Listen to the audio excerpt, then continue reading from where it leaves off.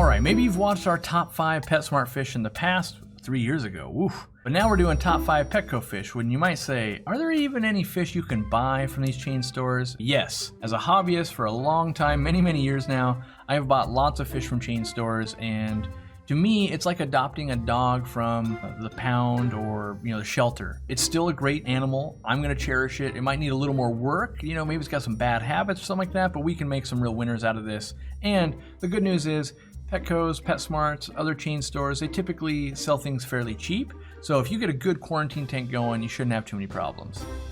The first recommendation I have is Tiger Barbs. Tiger Barbs are so hardy. They're a cool fish. A lot of stores will carry them. They're not too expensive. Now you have to build an aquarium around them, but being that they're hardy and they can make it through meds, usually they're gonna make it through a chain store okay. So even if yours is a little on the whoo, but it's your only option side, you can still buy them and go, I can reasonably get these through, get them healthy, and build an aquarium around this. And a lot of the other fish they sell there will cohabitate with it. I wouldn't go with live bears like guppies and things like that. They'll chase them down. They're really tolerant of water parameters, and that's what's going to make them survive and thrive at a chain store and then at your home aquarium. Next up, I've got Mollies. And here's why. Traditionally, Mollies in my state don't do well. We have very soft water, but a lot of states will have hard water. Now, Mollies really like lots of minerals in the water. So if you already have that, they might be thriving in your state already. But if you're like me, they don't. And so why do I want to go to a Petco to buy Mollies? One, they have a big variety. They got balloon, they got creamsicle, they got leader tail, they got everything, right? Two, they're kind of in a buy or die scenario. Now, that sounds bad, but basically every week fish are going to come into that store regardless, whether they died or whether they got bought. A lot of get bought, some die, right?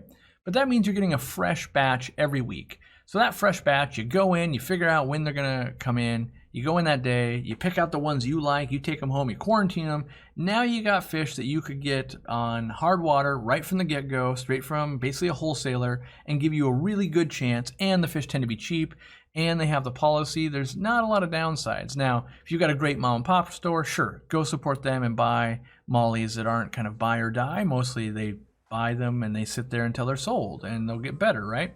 People are watching this a lot of times, mostly they're looking for something cheap, or it's an only option locally. Black neon tetras. Now, I was just at a Petco a couple weeks ago, and they were looking really good at the one that I was at. I was actually buying some glass tops because wholesalers were out and I needed them for my fish room. I love black neon tetras. You may have seen them in some of the other lists. I think they were $2.99. That's great. You could buy a group of those, quarantine them at home, and you could add them to every other fish in this list, and they will do well. So they really work well with a planted tank. They're going to last you a long time and give you good value. Harlequin Rasboras are awesome. And Petco sells them. So that's why they make the list. They make almost everyone's list about everything. You get that orange, it's a hard color to get. You got that little lamb chop or black spot on there. You get a group of 6 or more, just like black neon tetras. They're cheap. They're going to be $3 or $4 and reasonably hardy. So you quarantine them, you're going to be able to get them through a chain pet store like that. And I know I knock chain stores a lot. It's not that I'm knocking them. It's just the way they're set up is you might have someone watching the fish that's only worked there for a few weeks, and they're kind of learning as well, just like you're learning. And so they might not be as robust as someone who it's their full-time job and they've been doing it for years. But you also run into lots of mom and pop stores that are kind of checked out, where it's like, people will buy anything, I don't need to do anything, and you got to be weary of them too. But I just know there's so many Petcos and PetSmarts around that this is a lot of people, probably the majority, their local store is one of these. And so I want to give you the best recommendations you can get out of there. And Harlequin Rasboras are amazing. I keep them in my store all the time. I have some in my tanks right now. I love that fish. Next up, we've got Corydoras, pretty much all varieties, because they're super hardy. They eat off the bottom, they're easy to feed, and so even if an employee is overfeeding, they're getting a lot of food, and typically they sell a lot. So they come in fresh, they eat a bunch, they get sold, works out great. Now, you still want to quarantine them. You still want to watch out for those ones that were stuck in the corner that no one knew existed. Those are really skinny. They might be hard to bring back, right? So look for, semi-full bellies, make sure they're eating and all of that. And they're, one thing to consider is catching fish. So maybe we haven't all been there, but I've been there plenty of times where you ask someone to catch something, and the way those tanks are designed can be problematic, or someone's not good at catching fish.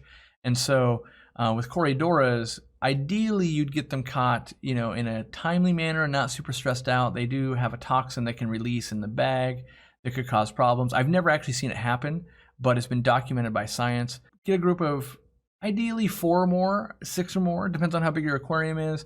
I really like the albinos or the bronzes. They're super duper hardy, but they'll probably have Paleatus cories and maybe even stir-by.